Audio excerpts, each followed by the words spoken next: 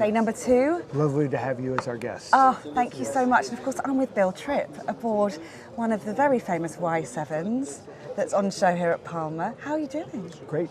Yeah. Thank you for saying it's famous. Yeah. Well, we're here on a new product I've developed with Michael Schmidt, or Michael Schmidt developed with me, and it's been a fantastic trip.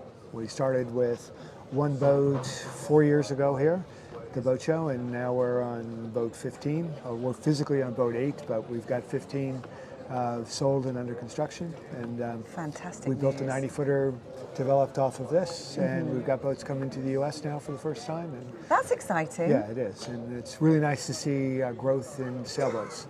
Yes, how has that been? Because you know, it's motorboats, motor yachts. That's what you think about the States, right? Yeah, we keep thinking our time is coming in sailboats. But you know, all of us sailors, we tend to be a bit piratical. That we think everybody should be a sailor, and the truth is, not everybody wants to be a sailor. But that's what this boat's about. In fact, it's trying to appeal to people who want all of these lifestyles from a motor yacht, but realize that this is a sport. It's athletic. There's an endeavor to it. That the boat itself is a vehicle to express yourself, to go out and see in. It isn't just about getting point A to B. Absolutely. We say on a sailboat that, unlike a motor yacht, you're saying, are we there yet? On a sailboat, you're there. Absolutely. It's about the journey, isn't it? Yeah. Tell us a little bit about your personal journey into designing, because I think it's quite fascinating. That's complicated. Well, we don't have to go. We can give us the abridged version, Bill. Well, okay. When I was about 9 years old, I realized that on Sunday nights at my friends' houses, Sunday wasn't a good night because everybody's going to work the next day and was getting a little grumpy. And when I'd go home, my father wasn't grumpy because he liked work. And I thought, okay, remember that. It's a good lesson, isn't it? Yeah, yeah. And so I followed in his footsteps. You know, I literally did. He died when I was in high school.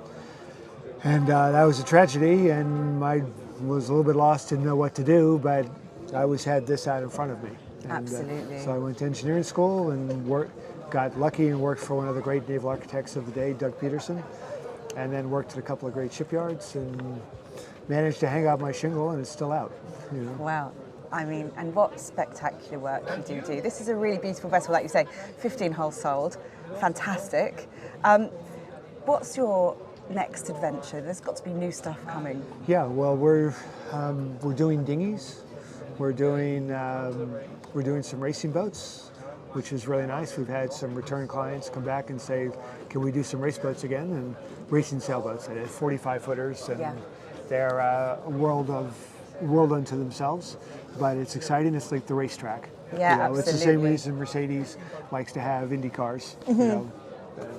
So exciting. That's, for us, it's really nice because it's a development vehicle for us to make these boats better in the future.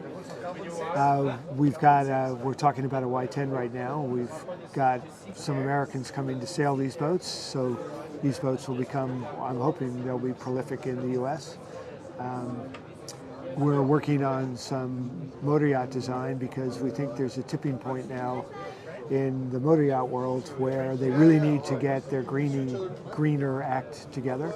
Absolutely. And they've got to stop burning far less fuel. And so very much the topic of the moment, isn't it? Sustainability in the industry. Yeah, and we think there's a tipping point with the oligarchs out. Yeah.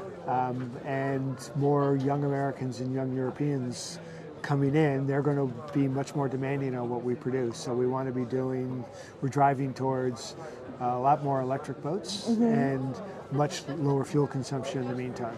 It's interesting that you say it's a younger client that's, you know, kind of really focused on sustainability because in the last 2 years, lots of first-time people have bought boats, you know, and yachts, anything, so especially in the States, right? So there must be lots of young owners coming through. You must see that.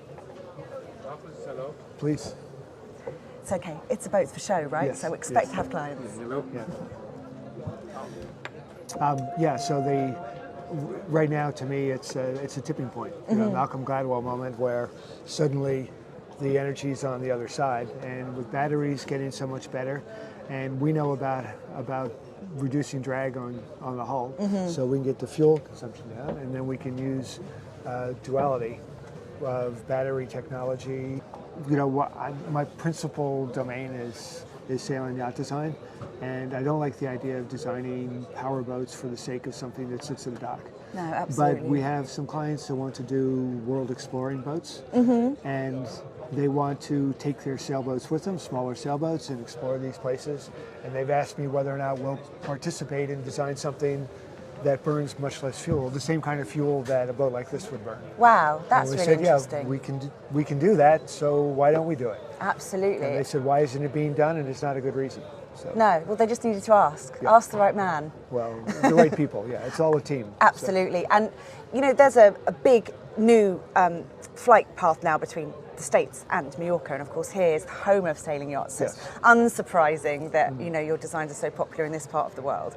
We expect to see lots more American tourists on the island this summer because they're just opening a direct flight from New York to Mallorca. So it's the first time ever.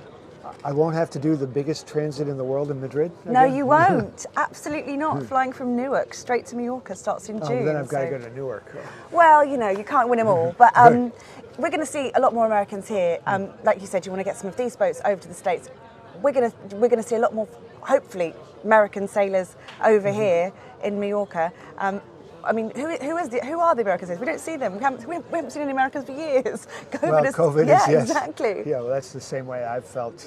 It's like Europe, oh, that's that place I used to go to all the time. Yes. Yeah, so has it been nice to reconnect with colleagues in person at Palma? Yeah, and I think we're all feeling that, okay, whatever COVID is, we're now going to cope with it the way it is and live our lives. It seems like a real return to boat shows of old here at Palma, doesn't it? Yeah. And there's lots of clients around, as we've seen, walking through the shots. Well, I think people are excited to get their lives back. Absolutely. And then they're making plans and they're saying, gee, I've held off long enough.